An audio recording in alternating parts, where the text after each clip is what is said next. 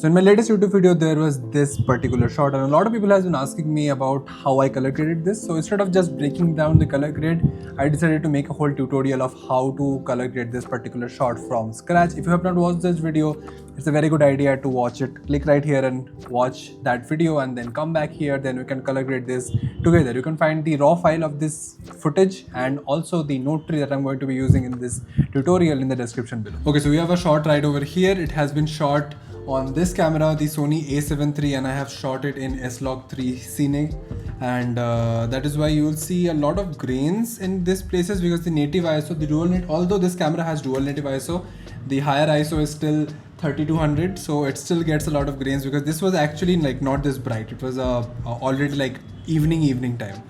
So, and it's also very faded because this is S-Log3. So what I'm going to start with is I will bring this base over here. Base is basically just the node tree. It's nothing more than that. I'll create some space and I'll clean up the node graph. So the first thing that we're going to do is the color space transform. We need to convert this S-Log3 footage into Rec 709 and into the proper color gamut as well. So I'm going to search for color space transform. So we have got the color space transform over here, and I'm going to set them accordingly. It has been shot in Sony S Gamut 3 Cine. Input gamma is Sony S-Log3.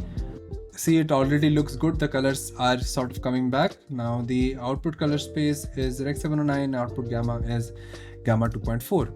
Okay, we again lost a little bit of contrast, but that's okay because I tried to overexpose the shot because it was so dark. I was scared that things will not be exposed enough. So that is how it went down. But yeah, we have a good starting ground. But again, I did not want the shot to be this bright. So the first things we're going to do is that, okay, if you have the paid version of Davinci or any other denoising plugin, then you can denoise this shot. I'm going to do it, but even if you don't do it, it's not that big of a deal. Okay, I'm just going to use a little bit of denoise, nothing much. Okay, that's probably too much. It's probably a little too much. I want a little bit of grain still available. Like if I zoom in, you'll be able to see. This is without denoise. You can see a lot of grain in the darker areas, and if I turn on denoise, that noise is sort of blurred out. I don't know how much you can see on YouTube because YouTube compression is going to mess a lot of things up. But yeah, I'm going to come to exposure and I'm going to reel it down. Straight up, I'm going to just get it down a little bit, and because I don't want it to be very high, and I'm going to go to the lifts and take that down just like by 2 stops, so I get this get a lot of shadows on the other side of my face because I want that contrast on my face. Okay, I want this light to be the only motivating light, and this is actually the light coming from the phone. Okay, the sky, I'm going to worry about that a little bit later. Now I'm going to white balance. This shot is, again, it is well balanced if I wanted a well balanced shot, but now I'm going to put it a little towards the colder side because this was sort of a low morale shot in the video. In the story of the video, this is not a very happy shot. Okay, so I could, if I wanted to make it a happy shot, I could just do this. Okay, this looks more happy, but I will do it the other way. For like minus 300, 340 looks good. This is the before and this is the after. This looks a lot more like low-key, looks a lot more negative, looks a lot more sad, to be honest. And one thing I'm liking in the sky is that there is blue, there is like tealish blue, and there is also a little bit of purple magenta type of color, which is like the color that is used a lot in mage punk vibe. So that is something I will try to attain just a little bit, not much. So I'll go into grade and I will push in a little bit of magenta from the tint. And that, you see, gives the, if you have seen the movie Her, the sunset scenes sort of have this kind of vibe.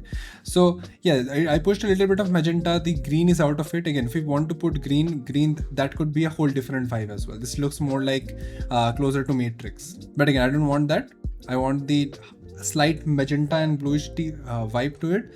And now you see I'm losing a little bit of blue here. So I'm going to come here and go into this. I'll take the bluish part and pull it down, pull it up a little bit while keeping the magenta in its place. I'm going to pull the blues up a little bit so I get the teal back again. I think that looks good. This is the before and this is the after. Very slight change, but it goes a long way showing us what's up. Okay, now in the softness and sharpening node, I'm not going to do anything because I think things are pretty sharp over here. I can show you what happens if I do. Right, mainly the sharpest part is the part that is in focus, which is my face. If I want to sharpen it, it will look like this, which I don't really like because this is a very soft looking shot, right? It's a very like sunset shot. I don't want it to be very sharp, and I think it is blurred enough. If I blur it even more, it just looks like it out of focus. Okay, so I'm just going to keep it there, make it default back again, and then I'm going to add a little bit of vignette using a power window. So there goes our circular power window. I'm going to make it big and make it more soft. I'll probably make it even more big, and I'll place it a little bit towards my subject, which is me in this case. And then I'm going to reverse the mask, go into curves and pull it down. I don't want to make it very visible, so I think that much. I think I can make it a little more, come in a little bit more. Okay, that looks good in my opinion. So this is before, this is after. This is before and this is after. I still don't think it's still a little too much. So I think I'll just keep it a little very subtle. Okay, that's good. Now I want to add a gradient. I really like to do this thing. So I don't know, it just looks good. Okay, I want to add a upward gradient at the bottom of the frame. I'll go to power windows again, pick the gradient tool, flip it over, zoom out, place it here, and then I'm again going to go to the curves and do this. I don't know what it does. I don't know. I mean, I know what it does, but I don't know why this looks very good to me. Okay, so I'll show you. This is before, this is after. This, I don't know, this sort of makes sense. Okay, then I'm going to add a little bit of extra light on my face, but although it is well lit, I want to add a little more emphasis. Go into power window again, get a circle, and make it sort of around my face and my skin over here. And I'll increase the softness so it doesn't seem very jerky. And then I will go and increase, instead of doing this, from this graph, because it sort of pulls everything together, I'll go here and increase the gamma. So that puts a lot more light on my face without really messing up the lifts, the shadows. Cool.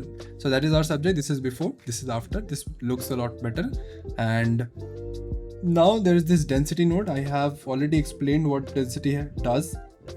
I'll go into color space and choose HSV. I know it's going out of the screen. I'll go into channels and uncheck color channel 1 and channel 3. Then I'm going to come here and increase the gain. Now all the colors will get a lot more denser without getting brighter, which is cherry on top. Perfect. Now we have the qualifier node. I don't think we really need to do anything with the qualifier here. I mean, one thing we could do is that the skin tone, if you look here, the skin tones are a little too magenta, right? I don't really want that. So I'm going to use the qualifier over here, and let's see how much I can get.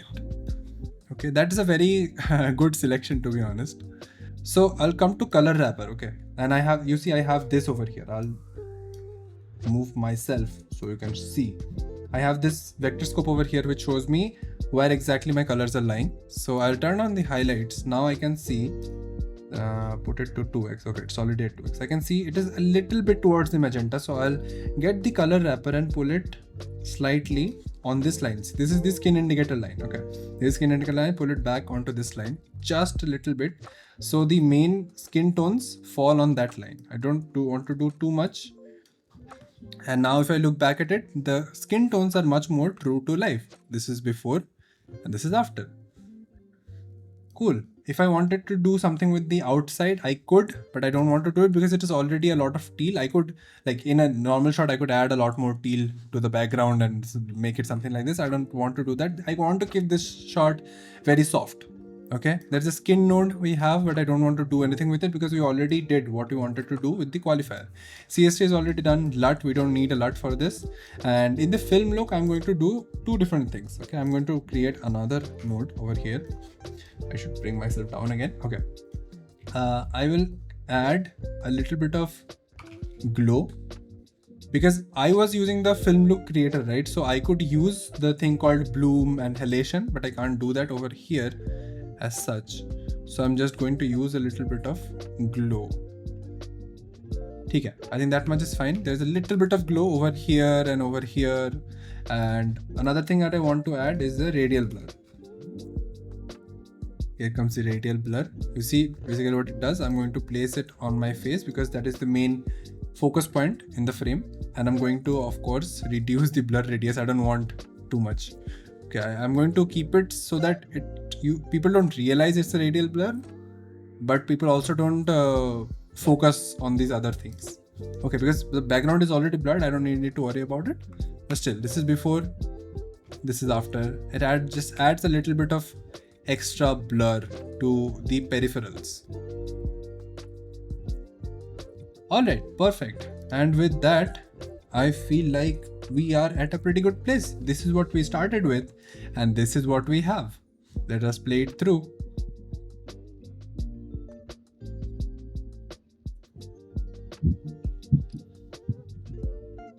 And that was the whole color grade. I hope you learned something new from this video. Please comment down below what is the new thing that you learned. What is the one new mindset, new concept, new tool or something. Anything new that you have learned, comment it down below. I really want to know what you are lacking and so I can teach you that. Okay. And thanks a lot for watching. I'll see you in the next tutorial.